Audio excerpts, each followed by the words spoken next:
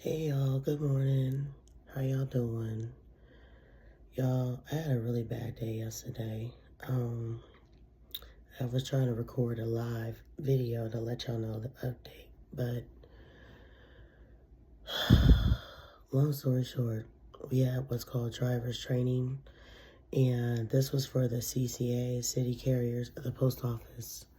And they said that we were going to be there all day from 7 a.m. to 1 p.m. And it was me and another black girl that were doing our testing, right? So they gave us like maybe 2 or 3 hours to test. They're telling us that we were driving too slow. We were going to get some extra training and we're going to take a short break after 30 minutes. So I'm thinking the whole day we're just practicing. We're just getting accustomed to the truck. Like, I didn't realize it was an actual real road test when we came back from that break. So anyway, everything was fine. The training instructor was a piece of shit. He was frustrated. He did not want to be at work. He was on the phone half the time when he was motioning hand signals to me for turns and stuff. And he was literally fussing at me. And I was just like, yo, I don't know what his problem is, but he's stressed out, he's frustrated, and he's not patient. And I don't like when people are not patient with me because everybody learns differently. You know what I mean? So anyway, time goes by, I only hit one cone, okay? Then the old white man goes, Miss Brown, you only have one more chance to get this right, or else we cannot put you on the road. If you cannot pass the parking lot, we can't put you on the road. So I was like, so what does that mean? They were like, well, you would have to resign. It looks better if you resign because you can easily come back in 30 days. Since you're a former employee, you would just have to reapply and select another craft. And I was like, 30 days? I was like, man, fuck this. Now, if you allow them to fire you, you'll never work for a post office again. It don't matter where it's at in the world. You cannot go back. But if you resign voluntarily, you can go back. But anyway, I tried the reversal. It's like a serpentine course. They make you go back up. They back up in an S. That is very, very difficult, especially when they tell you, okay, you only have one chance to get this right, and you're going to be by yourself because we showed you and we work with you, so you have to get this down packed. And I was doing fine until I got towards the end. I barely bumped a cone. They acted like I was running over every fucking cone. So they let me go. I went up to the big boss upstairs. I told him this was bullshit. I don't appreciate the trainers because the one that I had was very impatient with me. He was on the phone half the time. He did not look like he cared to make sure I successfully passed this course. I said I could have easily done this course had he been more patient with me. But y'all don't give motherfucker enough time to learn this. And you're telling us that we should have had this learned within 3 hours? First of all, when y'all are in those trucks, they're not on the left side. The steering wheel is on the right side of the vehicle. It's very hard. It's not easy. Like, they act like this is the easiest thing. Like, he's sitting up here talking about it's just like driving your own car. I said, no, it's not. Our cars are on the left side of the steering wheel. Your cars are on the right side of the steering wheel. And then you got 7 mirrors to look at. It's challenging. So I said, whatever. And the old white man was like, just keep your head held high and come back and reapply. And you'll be here in like 30 to 60 days. And just keep your eye out on any openings. I was just like, yeah, I'm not coming back here. I said, the way y'all rushed me to get into this academy made me pack up my whole entire life for 3 weeks, only to find out I only missed one cone in the actual driving test. And then that's it. I was like, y'all basically wasted my time, and it pissed me off. So anyway, the reason I'm whispering right now is because I'm trying not to disturb the owner. I'm in an Airbnb. As you can tell, this is Airbnb number 2 and the last Airbnb because Granny is nice. Her name is Faye. She has a little dog. But Granny is very nosy. So, when she said she only had one TV in the living room and she plays subtitles because she watches foreign movies and she has the TV turned down, I'm like, nah, you trying to ear hustle. You ain't gonna ear hustle on my phone conversations. But anyway, she's a sweet old lady. She's very accommodating. I never had issues with her, but I'm out of here in 2 days and I'm going straight to a hotel. Like, I'm literally playing hot potato, y'all. Like, in order for me to save my money and not sacrifice all the rest of my precious little savings I have, what I've been doing to save money here, because my apartment is not going to be ready till February 17th, I've been booking, I booked an Airbnb for 4 nights when I first arrived. I checked out after 2 because that one was janky. I did not like her. She had an attitude. The second one, I got here for 4 nights. It was as little as like 40, 50 bucks a night. Wasn't bad. And then the hotel stays, I saved a lot of money, y'all, by using what's called Afterpay or Affirm. You pay over monthly payments over time. You don't have to pay the whole price up front. That's why when I tell people, if y'all want to really save money, either Airbnb and split it with the owner if you feel comfortable sharing their home with a stranger, or do what I'm doing. Check out and play hot potato between hotels and get 20-30% off. So for example, this morning I booked a 4-night stay with La Quinta. La Quinta is a very nice hotel. La Quinta charged me a total of $378 for 4 nights. But guess what? I paid $0 today because I used Affirm to check out and paid monthly. So guess how much the monthly payments are? They're as little as $30 a month for like 12 months. You can't beat it. Then the next 4-day hotel, I picked Best Western Executive Inn, and y'all know Best Western is very, very expensive. So I saved even more money on Best Western because I had a discount through Priceline because I booked my flight through Priceline. I used Affirm for Priceline. I paid $0. I only pay as little as $22 a month for 12 months on Priceline for the flight. The flight was like $200 and maybe $250 just for the flight. Same thing with Best Western. I selected Affirm at checkout. I'm paying as little as $35 a month for 12 months.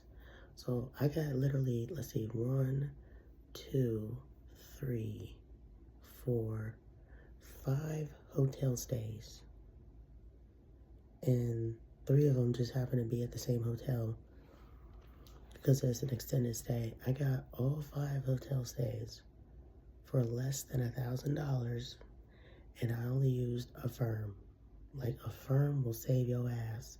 That's why when I be seeing people struggling out here talking about they paying $600 and $700 a week for extended stay and $1,000 a month, no, I'm not losing any money nor sleep over this whole entire trip.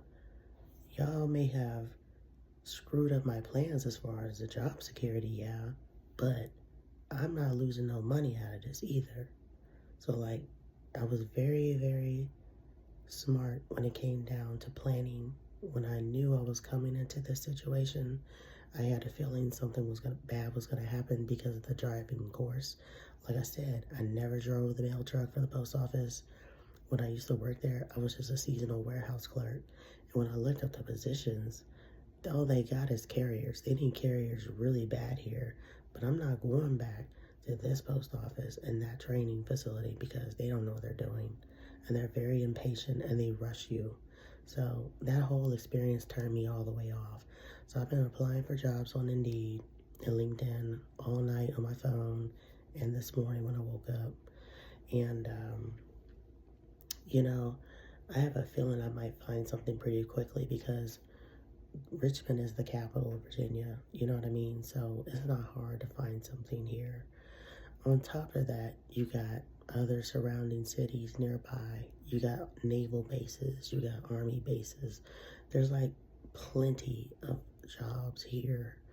It's just who's gonna not waste my time and who's gonna hire me right away instead of waiting 30 to 40, 50 days on a government job.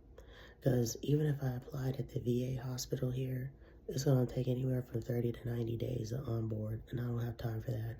I'm not going to be sitting on my ass for more than a month because I'm waiting on a job, especially a federal job. Those are the worst ones. So, fingers crossed, I can find something temp to hire or contract and be like a little receptionist somewhere for now. And then once I find something more permanent, then I'll be good to go. But the main thing is, as long as I have income coming in and it's steady, I'm fine. Plus, I get disability. So, had it not been for my VA pension, oh, I would be in a world of trouble. I wouldn't have zero money to my name. But because I planned this whole entire trip carefully before I relocated all the way up here, I made sure I had enough money and funding to cover my travel and to cover my expenses. The only monies I honestly lost, y'all, that was a lot, was probably breaking the lease. I had to fork over $2,500. Then paying on the apartment out here in Virginia, which cost me like $1,300 for 1 month's rent. And that was pretty much it.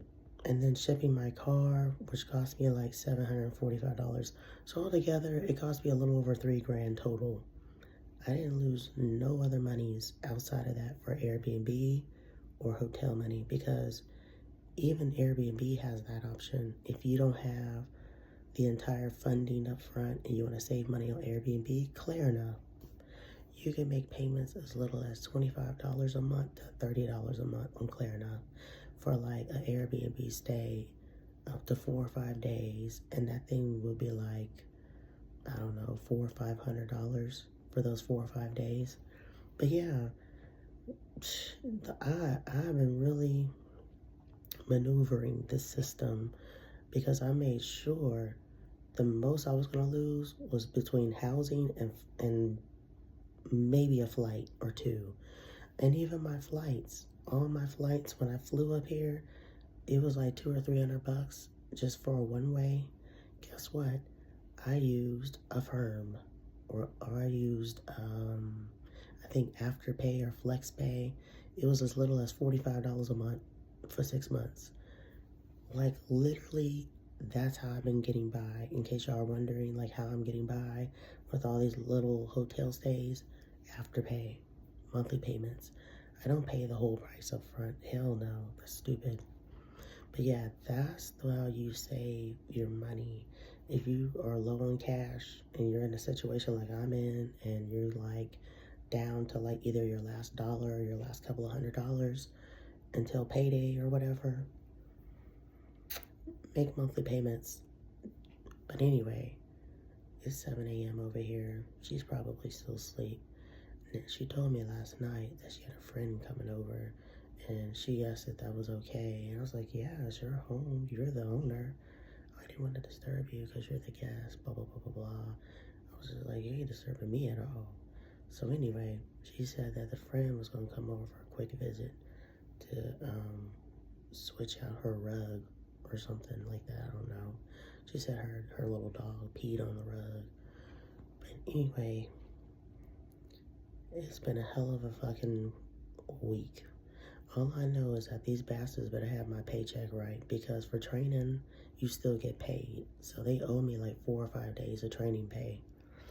And that's a nice little chunk check. That's probably about, I was getting $19.33 an hour for about, I don't know, 8 or 9 hours a day. I would probably say I got at least $700 or $800, close to it, just for those 4 days of training. And that helps with gas. I basically use that money for gas and food, because the whole time I've been here, y'all, like when I say I've been really saving money, I've been really saving on costs, because every time I would eat out, I would get something small. I would get like a bowl of soup from like Jason's Deli. I would go to the Wawa gas station, grab a sub sandwich for like $5. Like, it's not hard to get by on food and gas, especially if you already have a couple of dollars saved up. And see, with me, what also helped my black ass is because I withdrew all of my IRA funds from my 401k. That's how I got by on most of this trip. And I had a little over like, I don't know, 5 grand. But yeah, I'm fine. So y'all ain't gotta worry about me or nothing like that as far as like survival, because I know how to survive and I'm very smart when it comes to budgeting.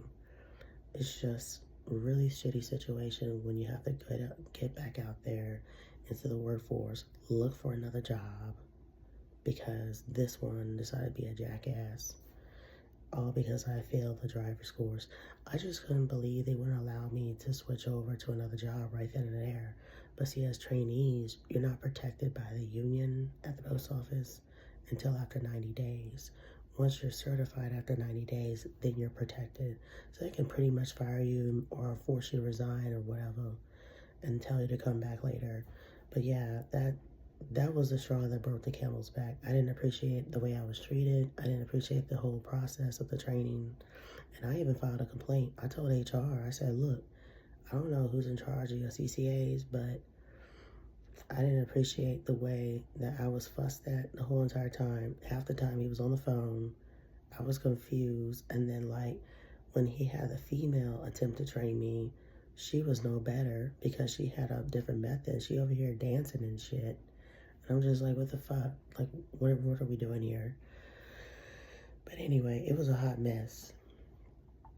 And I learned a very, very valuable lesson. Always, no matter what situation you're in, have a backup plan. Always make sure you have another job on standby or some type of alternative side hustle, whether it's Uber, Lyft, DoorDash, or something like, I don't know, like Instacart.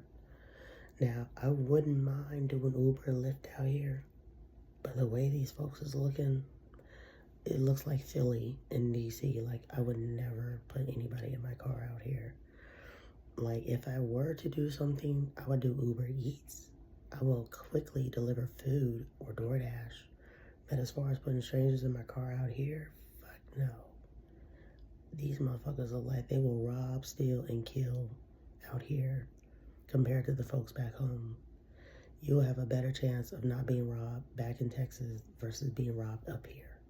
Because, y'all, when I say the hoods are deep and the winos be out here, like every corner of the block of this city, of like downtown Richmond, winos, projects, winos, projects. Anything outside of downtown, you go towards like, say like the countryside of Henrico or whatever, or like the university side of town. That side is suburbs, you're okay. But yeah, it's a different breed over here.